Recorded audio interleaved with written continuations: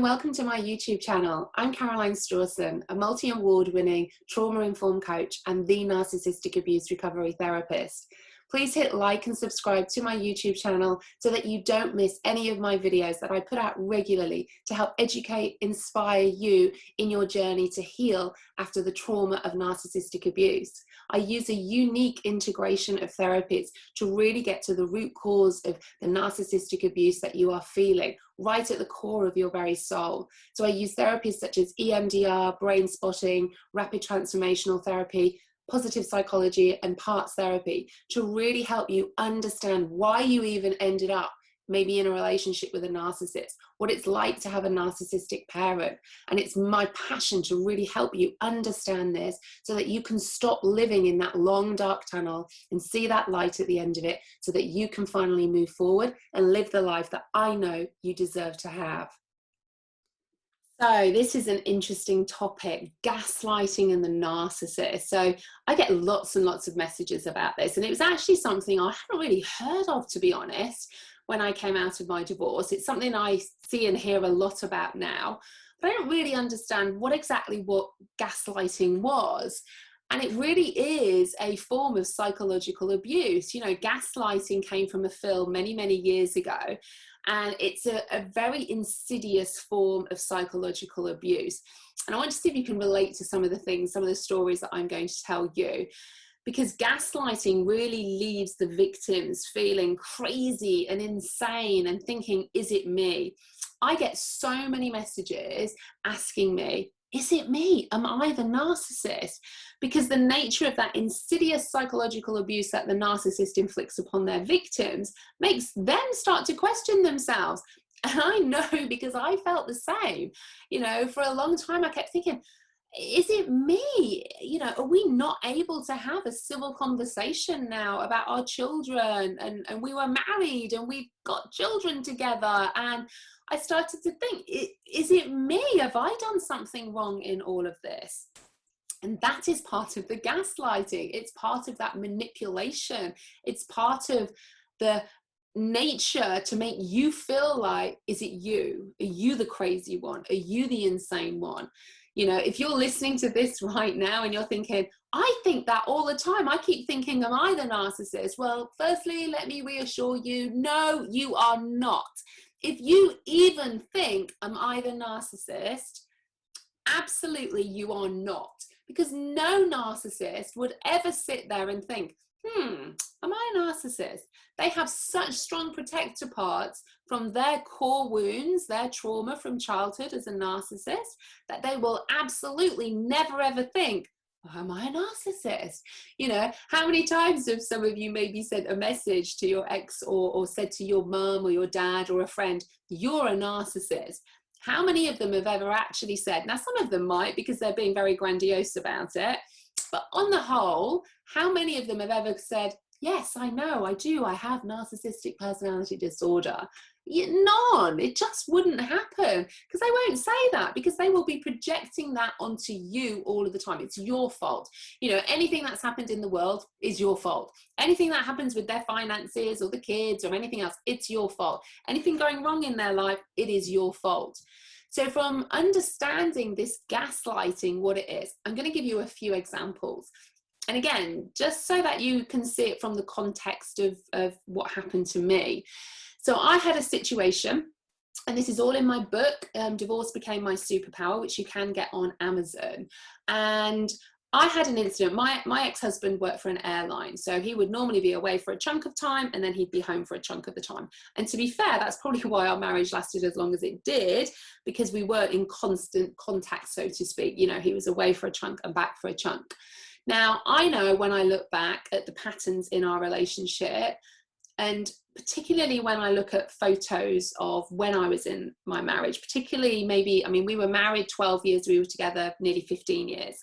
So I know maybe the last 4 years when I look at photos, and let me say there's not many photos because I felt that disgusted at myself, and I felt like really disgusting and fat and horrible and ugh in myself, because that was the manipulation that had happened.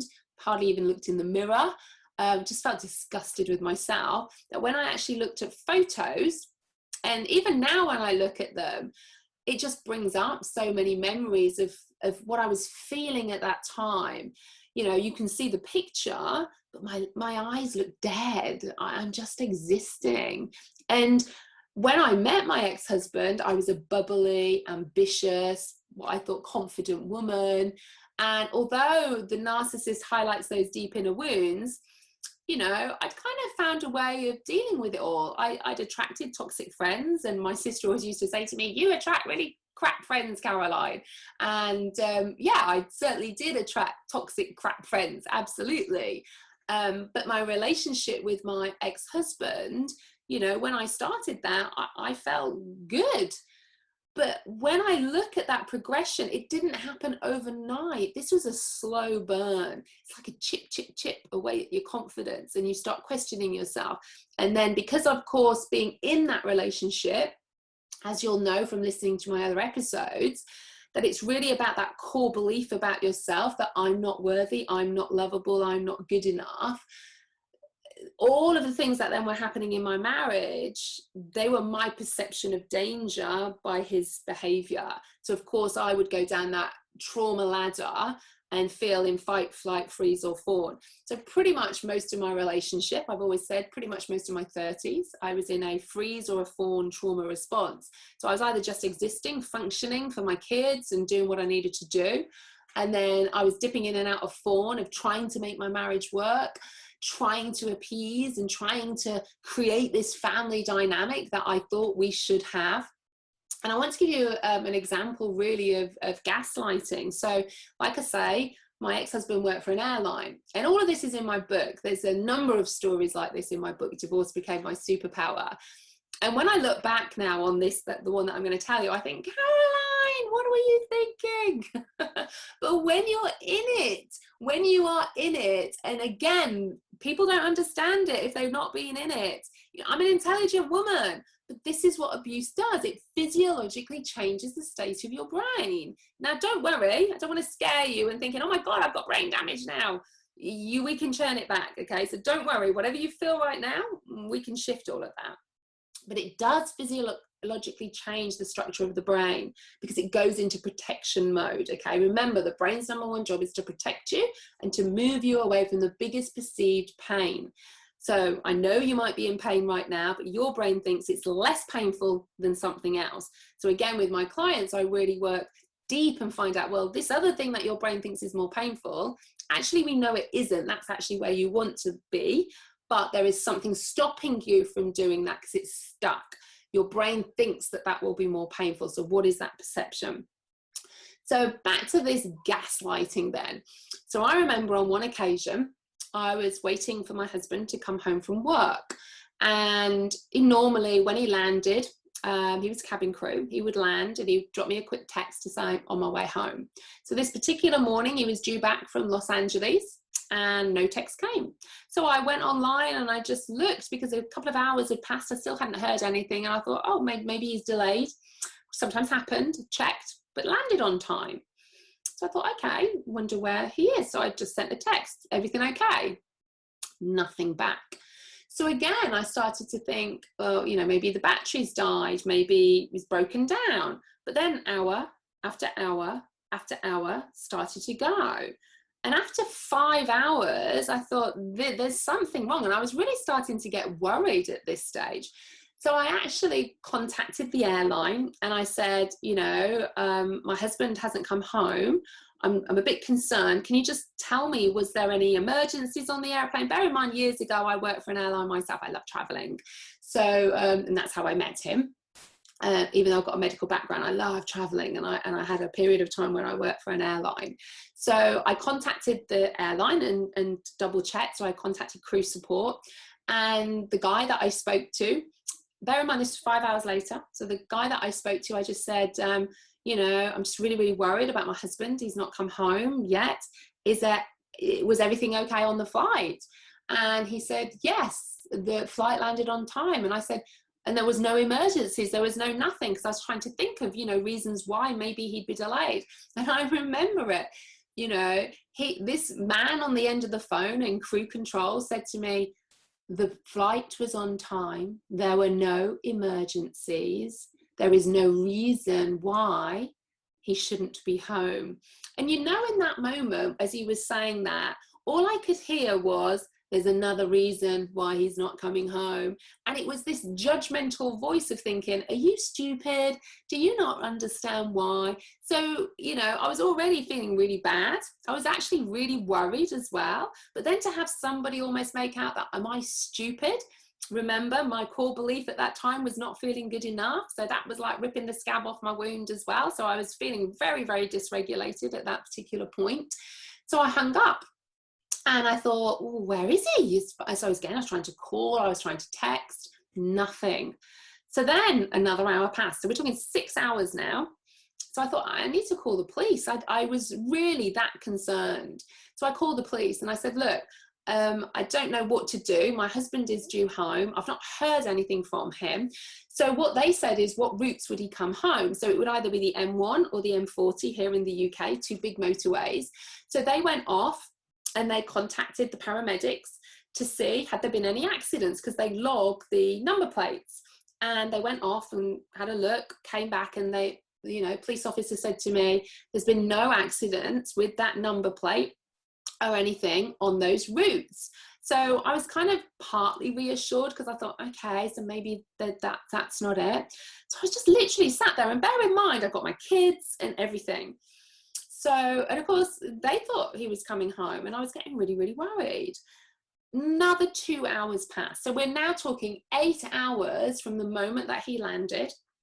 And 8 hours later, I get this phone call from him. And I was like, where are you? And no word of a lie here. The first sentence out of his mouth was, I think I've killed somebody. Now, you might be listening to this now thinking, what? He killed somebody? But this will show you how insidious and the psychological abuse of gaslighting is. So he said, I think I've killed somebody. And I was like, what? What do you mean you've killed somebody? And he just said, I'm on my way home now. And I just said, well, are you okay to drive? Do you need me to come and get you? Again, concerned wife. No, just want to get home. So I put the phone down. So of course I'm thinking, well, you know, at least he's safe. At least he's on his way home. Anyway, I remember it like yesterday. He walked into the house. He took his shirt off and he put it in the bin. And he said, there's blood on it. And he was acting all shaky and weird and traumatized almost, in line with maybe what would happen if he killed somebody, yeah? So I said, well, what happened then? And he said, there was a woman getting off the aeroplane, this elderly lady, and she tripped up as she got off the aeroplane and fell onto the floor on the jetway and banged her head, and it was bleeding, and I had to do CPR, and she ended up dying, and I killed her. So my response was, now bear in mind, I've worked for the airline and I have a medical background, okay? Probably his worst nightmare at that stage. And I just said, well, where were the paramedics? Where were the other crew? How did they take her away? Was she on a gurney? And I started asking all of these questions because my mind was going, well, that doesn't make sense, because where would everybody else be? And why do you think you killed her? So then as I was asking all of these questions, he wasn't answering the questions. What he did was he got really angry at me. I don't want to talk about this anymore. And I was thinking, and I was like taken aback. So again, classic gaslighting is not answering the questions, but honing in on you and the manner in which you're asking the questions. So they're not actually answering what you're saying. It's about how you are saying it. Classic gaslighting technique. So of course, then I thought, it didn't make sense. And my gut was saying, Caroline, that's not right, because the paramedics would have been there, the crew would have been there, and he was basically making out he was on his own with this woman that he did CPR wrong with, and she died. So he kind of went off upstairs and said, I just need to be on my own. I just need to, get my head around all of this. So of course, for me, I was thinking, well, I can't go and challenge. This is my husband looking me in the eye, telling me all of this. Yet my gut was saying that's not what would happen. That's not true. So I got this kind of disparity between my head and my gut and my heart, and just thinking, is it me? Am I crazy in all of this? Because he's my husband. Why would he lie about this? But then the other side of me was going, that doesn't make sense. That doesn't make sense. So as the next day happened, I said to him, you really need to speak to the company and say, because I called them and they told me nothing. I said, you were 8 hours late. that you need to speak to your line manager to say they need to make these phone calls, because I was really worried. And, you know, the next day he kind of said, yeah, I'll speak to them when I go in on my next flight. Now, I know this particular company, this airline, if there was something like this, let's say a death had happened, they would be calling you the next day to check in on you, to make sure you are okay as a duty of care. No phone call. So of course there's me saying to him, why haven't they called you? You really need to tell them, you know, not only did they not inform me, but equally now they're not checking in on you. So of course he was saying, yeah, I'll do all of that when next time I go into work. And again, my gut was saying, this isn't right, but this is my husband. He's telling me this, looking me in the eye. So when he eventually did go back to work, he called me and said, oh, Caroline, you'll never guess what. And I said, have you spoken to your line manager? And he said, yes, she survived. In fact, she's so grateful now that I saved her life. So he completely flipped the story around. And again, my gut was going, what the hell? But my head was just going, but this is my husband. Why would he lie about anything like that? And I was feeling crazy, insane, confused. You know, the more I would quiz him over it, the more angry he would get towards me about it. So I was just kind of left thinking, oh, it must be me. Now we call this cognitive dissonance as well. So cognitive dissonance is almost like two opposing thoughts about one event. And again, when you're in an abusive relationship, this cognitive dissonance will almost be like, okay, if my gut is saying this, but my husband is saying that, what's the kind of path of least resistance? So I literally just tried to forget about it. But again, it was just this constant reinforcing all of the time about what he was telling me to my face, looking me in the eye as my husband, but what I was feeling inside, and it didn't make sense. And it left me feeling broken, lost, like I was the crazy one and the insane one. You know, why shouldn't I believe my husband? But it didn't make sense. And these are all classic signs of gaslighting. And I've got so many of those stories. A lot of them are in my book, Divorce Became My Superpower, that you can go and get on Amazon if you want to have another read to see if you can relate to any of those. And gaslighting, again, is very much like you feel like something isn't right and you might question them. They don't directly answer the question. What they do is they hone in on the manner in which you are asking. Things like, oh, you're so sensitive. You know, oh, I don't want to talk about it now. Or, oh, you're always like this. This is always about you. They will deflect it back to you, deviating it away from exactly what it is that you want to know. And these are all classic gaslighting. It is an insidious form of psychological abuse. It really is, because it leaves you feeling like you are the crazy one. Hence why I get many messages going, am I the narcissist? Because you feel crazy, but you're not. And again, when you come out and you start to heal, one of the things that I went through was a lot of anger, not just to him, but towards myself. How could I be so stupid? And I had to realize then that I wasn't stupid. I was in an abusive relationship. My physiological changes had happened in the brain. So again, for those of you who are listening to this, maybe who you're listening to it because you think you have a friend or somebody in a narcissistic relationship and they're not leaving, for instance. You know, meet people with where they're at, support them with where they are at.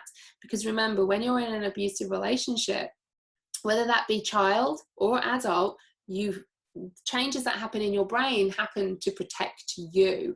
So it was only then when I slowly started to heal and process that trauma that I could start to see all of this. And of course, now, many years later, I look back and almost it makes me chuckle in a way now. But when I was in that, it was no laughing matter. It was really, really traumatic for me. And coming out of that and then recognizing the gaslighting made me feel really angry at myself for not trusting my own gut. So that's another thing I teach my clients. We learn to trust the gut. The gut is our second brain, and it has lots and lots of neurons in there, and it will react. You know, how many of you can think about times when your gut was telling you something and you ignored it? We don't ignore our gut. Our gut is our signal for us to check in with what we might be feeling. So You know, I'd love to hear, have you got any stories of gaslighting? You know, they are as wild, as wacky as mine about, you know, saying that I've killed somebody. I know today that that never ever happened. I now know that that was probably a time when he went and spent with somebody else. And although obviously I can't prove it necessarily, I'm sure I could prove it if I wanted to, but I don't need to. My energy isn't on that. My energy was on my healing as to why I would think that. So again, bring that energy back to you. Healing from narcissistic abuse is not about giving our energy as to the other people and getting them to change. Yes, it's important to understand, but that's where it ends. You don't need a PhD in it. What we need to do then is revert our energy back to ourselves and think about why we ended up in a relationship with a narcissist. Why did we then feel like we were the crazy ones? What was the preceding factors from our perspective so that we can change that and take responsibility so that it never ever happens again? Because gaslighting is that insidious form of psychological abuse, and it's really, really important for you to get to the root cause of why you ended up in that relationship, because you can not just heal the trauma of narcissistic abuse, you can go on and absolutely thrive and live a more deeply connected and loving life because of the trauma of narcissistic abuse.